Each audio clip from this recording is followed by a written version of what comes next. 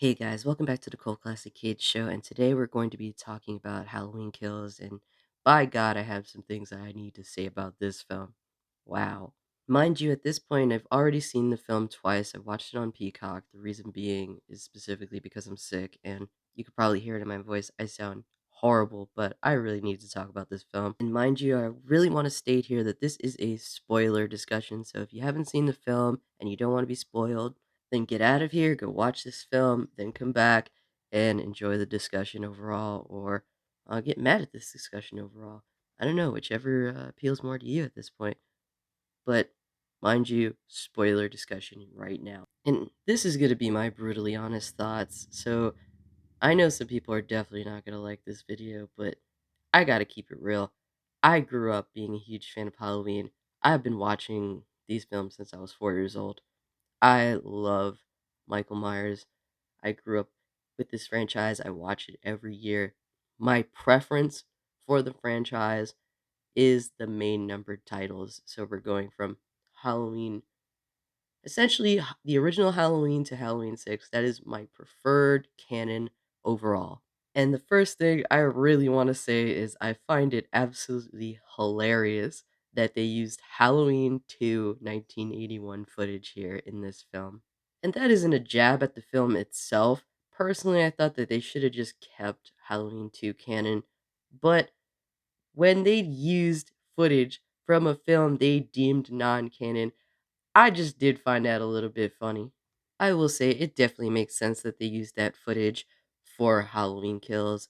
It is essentially the scene where Annie's dead body is brought out of the Wallace's house and Sheriff Brackett sees her dead. And since the original Sheriff Brackett was brought back into the film, obviously, since he looks a lot differently, the film itself wants to remind us who he is. So this film does a lot of reminding while simultaneously adding on to the night he came home in 78 with flashbacks. It is kind of weird. It can make people a little bit confused with what's going on. He made all of these films non-canon, and a lot of people were used to what was going on in those films. Then you essentially add on new canon to the original Night He Came Home, which is weird. And then you're picking and choosing what to use from the previous movie, given it's just one scene. But it's just a lot. It's heavy, especially when you're introducing a lot of the old cast members and reminding people of who they are because they look so much different from the way they looked in 78. So it is a lot to process in the first act of this film.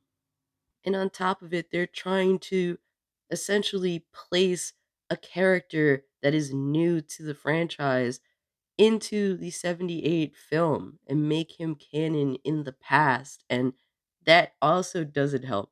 I'm honestly just going to outright say this. This film was not good enough to warrant a whole year delay. It just isn't. Alright, I feel like at this point I'm just rambling. So let's start by talking about Laurie's character.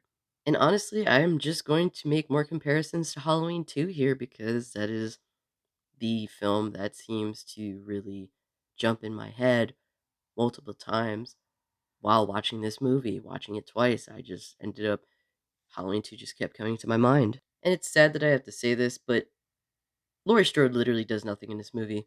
And I remember when people were keeping tabs on the filming of Halloween 2018, and people were actually complaining that Jamie Lee Curtis only filmed for like 13 days in Halloween 2018. But in here, in Halloween Kills, at most she was filming for like 3 days.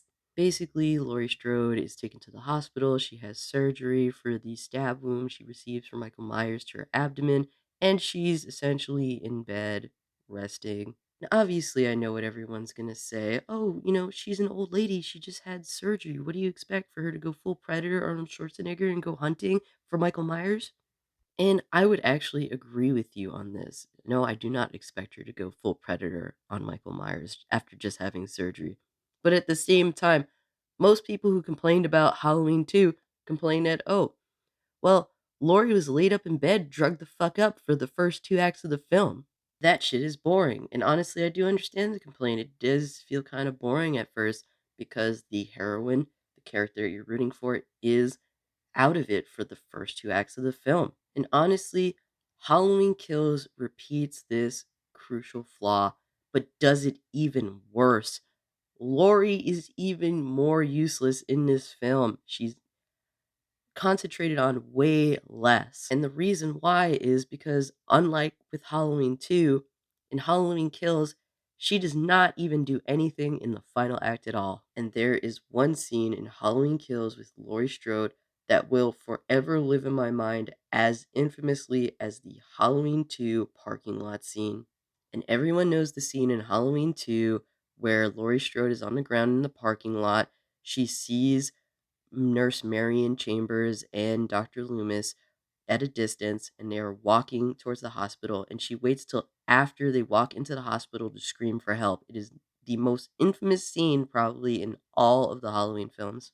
And Jamie Lee Curtis herself has said that that was one of the worst scenes she was ever forced to film in probably her entire career. But to me, a scene that is just as bad is in Halloween Kills, where Laurie Strode forces herself to get out of bed and she forcefully injects herself with a syringe of pain medication in order for her to essentially be able to start getting ready to go fight Michael Myers when she finds out that they did not kill him. Now, at least in Halloween 2, Laurie Strode had the excuse that she was doped the fuck up, but in this scene in Halloween Kills, it just comes off that Laurie Strode has lost her fucking mind and she is a senile old lady. And I really want to state that this scene is not at fault of Jamie Lee Curtis. Neither of these scenes I just described are at fault of Jamie Lee Curtis. They are director decisions that honestly just suck. There is no other actress around the same age as Jamie Lee Curtis that could have pulled that off any better. The scene itself is just a crock of shit. And honestly, it does make me now undermine Laurie Strode as a character. So when people will make the excuse, well, Laurie can't do much in this situation. She just had surgery. She's hospitalized. I understand and I agree with you, but the narrative and the character does not agree with you, unfortunately. Because must insert strong, empowered woman trope here, at the cost of jeopardizing how the audience views this character's sanity. So you think, okay, Laurie Strode doesn't get much in this film and what she does get kind of sucks. So, what about the other two final girls from Halloween 2018? What do they do to step up in this situation? And when it comes to Karen, honestly, not very much. I like Karen a little bit more in this film. I can at least sympathize with her because she goes through the process of accepting the reality that she just lost her husband. Whereas in Halloween 2018, I really could not get behind this character at all. She was just way too ignorant. So essentially, I went from completely disliking Karen to being relatively okay with Karen because I can at least sympathize with her. But Karen's purpose is just recycled in Halloween Kills for 2018 with essentially redoing the gotcha bitch moment to Michael Myers. Halloween Kills has this like poetic subplot that is centered around Karen, where she tries to help one of the inmates who escaped Smith's Grove. Basically, the townspeople think that this individual is Michael Myers and is trying to attack this person.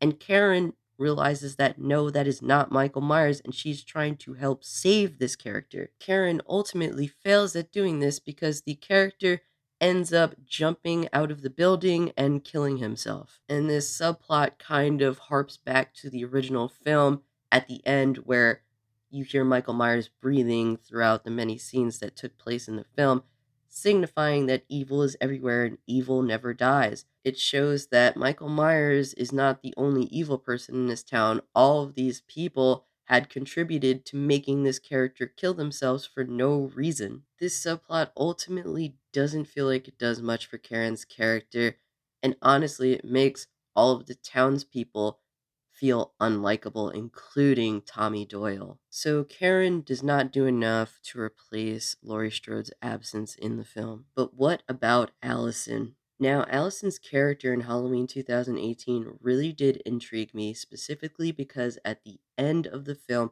the camera pans to Allison's hand in which she's still holding the knife. Now, this is in stark contrast to Laurie Strode in Halloween 1978, in which she does throw away the knife more than once, rejecting to fight Michael in that way. Laurie specifically would only fight in self defense, whereas Allison's character seeks for revenge for the death of her father and to stop Michael Myers from killing other people. And I do really like that about Allison's character. She does take the initiative, but Allison's character honestly feels doomed from the start. She agrees to go out with Cameron and Lonnie on the hunt to go find Michael Myers, and honestly, they do it on their own, and it's just, that this is an enormous failure in the making. Especially when Lonnie literally says, "No, I'm going to go into Michael Myers' house alone. You guys stay in the car." Allison really doesn't like that idea, but ends up going along with it anyway, which shows that she does have good instincts, but overall her character just feels wasted. I do like the part in the final act that focuses more on her, where she and Cameron go into the Myers house and she ends up watching him brutally get murdered by Michael Myers. Michael truly does take pleasure in murdering the shit out of Cameron, and that genuinely infuriates Allison. And it is to the point where Allison dares Michael Myers to come at her, even despite snapping her knee in the most horrific looking manner with a fall down the stairs after being pushed that definitely reminds us of Laurie Strode falling down the stairs after Michael Myers stabs her in the shoulder in Halloween 1978. But Allison is put in a no-win situation in which Karen has to swoop in and save her.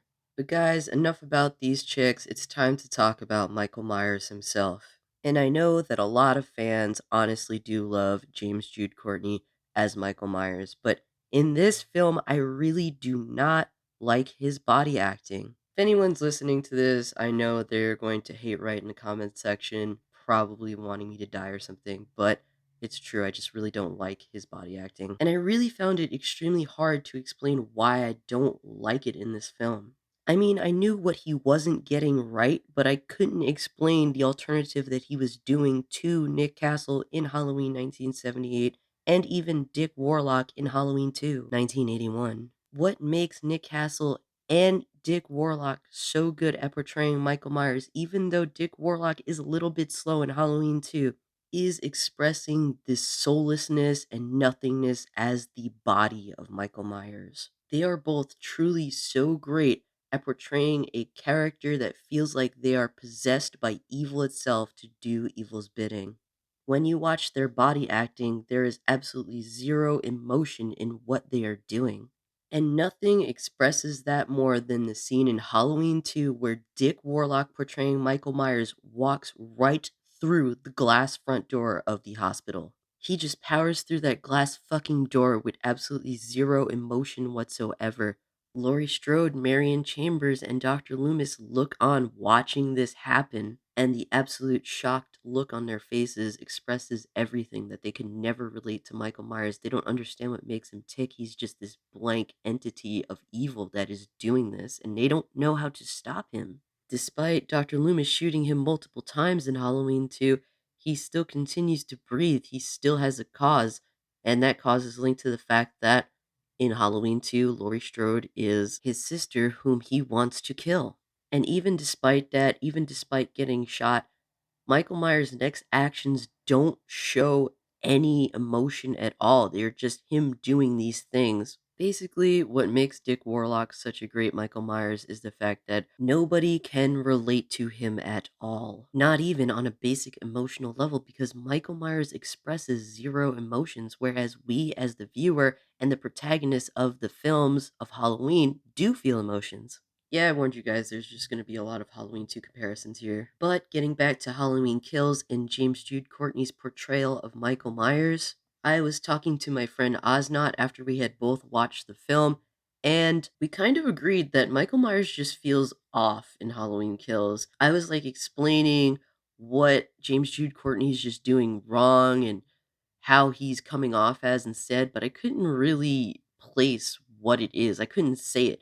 Whereas Osnot literally said he's acting like the Terminator. And I'm just like, God damn it, you know what? It's so true. He's really just acting like the Terminator. There's a part early on in the film where he does walk out of Laurie's burning house to approach the firefighters and he picks up this weapon. And the way he's just holding it, I'm just like, man, This dude is just like on the Terminator shit right now. It really does feel like that. He's showing way too much emotion in what he's doing. Like, I can honestly feel like I can piece together what he's thinking. Like, yeah, I'm gonna fuck these dudes up right now. At this point, just have Michael Myers outright come out and say, trick or treat, motherfucker. I mean, in the end, I'm just making a Busta Rhymes joke from Halloween Resurrection, but it really doesn't feel like we're that far off from that point.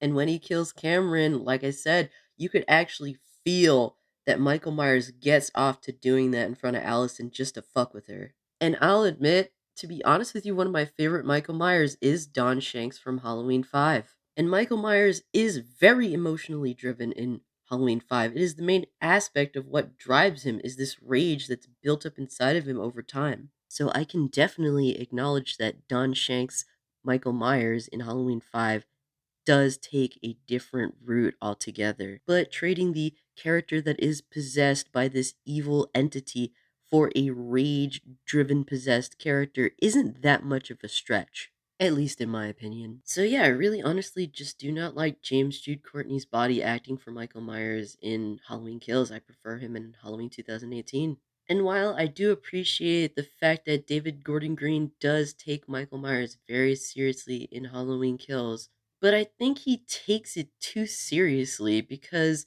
Michael Myers really doesn't do anything crafty in this film. Michael Myers is just a straight up killing machine. And yeah, he's supposed to be a killing machine, but he does nothing else. And it's really strange because even in the original Halloween, Michael Myers literally puts a sheet over his head and then puts Bob's glasses over his mask and the sheet. And you can't say that that isn't goofy in its own way. The key to Michael Myers isn't necessarily taking him completely seriously to the point where he's kind of boring, but it is more so to not let the other characters that are around Michael Myers undermine his power. I really would like to see Michael Myers be more crafty, be more thoughtful, pull off some really slick things to put all of the other characters at a massive disadvantage. Alright, guys, now let's talk about the flashback scenes in Halloween Kills. There are a few times in Halloween Kills where the movie will flash back to the night of Halloween in 1978, just after the events of the end of the movie where Dr. Loomis had shot Michael Myers 6 times and he got away. And there are two reasons for these flashbacks happening. The first being to put Officer Hawkins there physically on that night, and that is a pretty good thing, I will say, because before that, it was only told that he was there on the night, and in film, it is always so much more important to show rather than to just tell. But I don't think it really serves that strong of a purpose for Officer Hawkins in the present, other than to kind of make him and Laurie relate to each other, I guess, in a way. Because of this, both Laurie Strode and Frank Hawkins feel as though they have unfinished business with Michael Myers since that night. The other reason for doing these flashback scenes is to show the audience how Michael Myers got captured on that night in 1978. And I really do like the way that they do that because it mimics the night in 63 where Michael Myers did kill his sister. He walked outside and he was discovered by his parents. Whereas in the night of 1978, he walked out of the Myers house and he was in the front lawn where the police had found him instead. And we see Dr. Sam Loomis about to murder and attempt to kill Michael Myers when he's being apprehended, but Frank Hawkins stops him from doing that. Overall, the best thing I can appreciate about the flashback scenes is that they do not compromise the original film. That is really important to me personally. Overall, it was pretty interesting watching them do these flashback scenes, and it's cool they got to include Dr. Loomis in the film. Now, when it comes to the side characters, the general population of Haddonfield, the ones that you get remotely close to, I really just don't like them very much. It feels like Halloween 2018 and Halloween Kills can't really get away from the little subtle male bashing thing that they have going on. In Halloween 2018, Karen's husband is literally a useless moron. In Halloween Kills, there is this couple that is featured in many scenes in the film, and essentially the husband is kind of a bitch, whereas the wife is more of the dominant partner of the group, even going so far as to make the joke that she is a actual doctor and he is a nurse. Meanwhile, he is dressed as a doctor for Halloween and she is dressed as a nurse as sort of a false sense of comfort for him. The movie essentially uses Marvel flick comedy to try and make these side characters seem likable, and it really just doesn't work at all. It is really cool to see characters like Sheriff Brackett, Nurse Marion Chambers, and Lindsay Wallace reprise their roles. And even pretty cool to see Anthony Michael Hall play Tommy Doyle. I can honestly say these characters being brought back is probably the best part of Halloween Kills. But Tommy Doyle is kind of a fucking idiot. Even when he's trying to have a genuine moment with Laurie Strode explaining how she protected him back in 1978 and he was promising to do the same for her, it really came off as forced and just not. It just didn't give me a good feeling. Marion Chambers pretty much has the same moment she did in the original Halloween, where Michael Myers does climb on top of the car. This time she has a gun and she's trying to shoot at him. And basically, she just looks kind of like a fool, like she did in the first movie as well. It's so weird that neither Marion Chambers or the couple that were in the car when Michael Myers was on top of the roof didn't bother to get in the driver's seat and tried to drive to force him off of the roof. Because prior to that, Lindsay Wallace had gotten out of the driver's seat and it didn't seem like she took the keys with her. Basically, those three people just look stupid as hell, to be honest with you. But what I can appreciate is that my girl Lindsay Wallace survives another Halloween night. She actually did get pretty tough too, putting a bunch of bricks in a bag and swinging it at Michael Myers. She definitely was at least trying to fuck him up for what he did many years ago. What's also great is that Lindsay Wallace didn't include any lines such as, "Oh, this is for Annie," because we all know Lindsay Wallace did not give a fuck about Annie to begin with. Also, a little pet peeve about this film, when they use like scare sound effects, do not use them on the regular people in this movie. They really should only be used when Michael Myers is around, and specifically for Michael Myers. But yeah, getting to the ending of this film, the town essentially beats the crap out of Michael Myers, and Karen lays that final blow by shoving his own knife into his back. Karen leaves to go be with Allison, and then shortly after, Michael comes back to life and just starts mass slaughtering the town members. Karen ends up going upstairs of the Myers house and she is looking out of Judith Myers' window. And at this point, Michael Myers comes from behind and starts stabbing the shit out of Karen. And this scene honestly reminds me of the shower stabbing scene in Psycho. The very specific way that this scene is filmed really is homage to Psycho. And despite that, I really just don't feel very much for this scene. There really is no setup for Halloween Ends, the sequel. This film just ends really abruptly. And overall, Halloween Kills is just lacking. It feels more like a mid season finale for The Walking Dead, and I very specifically mean mid season. Halloween Kills feels way more like a TV show episode than a fully featured Hollywood film. And nothing about this film feels relatively iconic. The intro of Halloween Kills pays homage to Halloween 2, where one of the jack-o'-lanterns in the intro has a blood tear trailing from its eye. Because the scene in Halloween 2 in which Laurie is cornered and calls out Michael's name, he stops, turns his head as he looks at her, and keeps approaching in order to kill her. And Laurie is forced to raise a gun at him in self defense and shoot him in both of his eyes. You see these tears of blood streaming down his mask, and that is literally the only emotion you get from Michael Myers is a physical representation that isn't even real emotion to begin with. Now, that is truly an iconic and memorable scene from a sequel to Halloween. And to me personally, with Halloween Kills, there's just nothing memorable for me here. It just feels like a film that is sandwiched in between Halloween 2018 and Halloween Ends for no particular reason other than to be just an extra film. And it's cool that it does pay homage to the original film and even to some of the other sequels, but honestly, 2018 did that too. Whatever. And my greatest fear about Halloween Kills is that it may potentially set up Halloween Ends to feel a lot like Halloween 2018. Basically, where Laurie picks up the pieces of what happened the previous year and then prepares to fight back in her own way. But I do think that the way Laurie will fight back in Halloween Ends will be different from how she did in 2018 because she seems to have come to some form of conclusion in Halloween Kills that Michael cannot be killed with hate, so Essentially, she may have to do something else. But guys, those are my thoughts and overall my review on Halloween Kills. I know it's kind of long, but I have a strong opinion on it and I really didn't want to bullshit this because I really wanted to properly explain why I have the thoughts that I have, while also explaining what has made some of the previous Halloween films great in their own way. I definitely don't dislike this film just because I want to dislike it. I actually really did want to like it. I was pretty excited for it, but it kinda just feels like a mid for me. It for certain isn't one of the worst Halloween films, like, to me, the worst is now what is this, the 12th installment? So, 10, 11, 12 is definitely Rob Zombie's Halloween films and Halloween Resurrection. I definitely put Halloween Kills above those 3 films, but not that much further above. It's pretty much a low mid.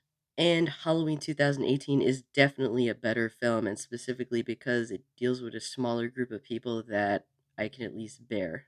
I can say that one thing Halloween 2018 and Halloween Kills has made very apparent to me is specifically that younger millennials and Gen Z have a serious identity crisis. There is nothing even remotely interesting about any of these younger characters. I don't expect the boomers to be interesting. They're boomers at this point. It's too late for them. But characters in films like Halloween 4, 5, and 6 just seem so much more interesting to me and easier for me to get behind. Anyways, guys, did you watch Halloween Kills? Let me know what you guys thought about it in the comment section down below.